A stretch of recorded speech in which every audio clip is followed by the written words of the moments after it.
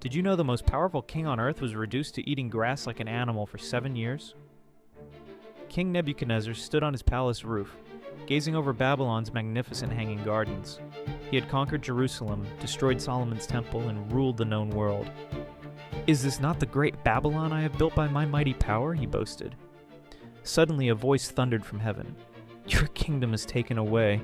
You will be driven from men to live with wild animals until you acknowledge God's sovereignty." In that instant his sanity snapped. The mighty king began acting like a beast, crawling on all fours. His hair grew like eagle feathers, his nails like bird claws. For 7 long years he ate grass, slept outdoors, and lost all human dignity. His kingdom continued without him while he lived like livestock. Then one day he looked up to heaven and acknowledged the Most High God. Immediately his reason returned, his kingdom was restored, and his honor renewed.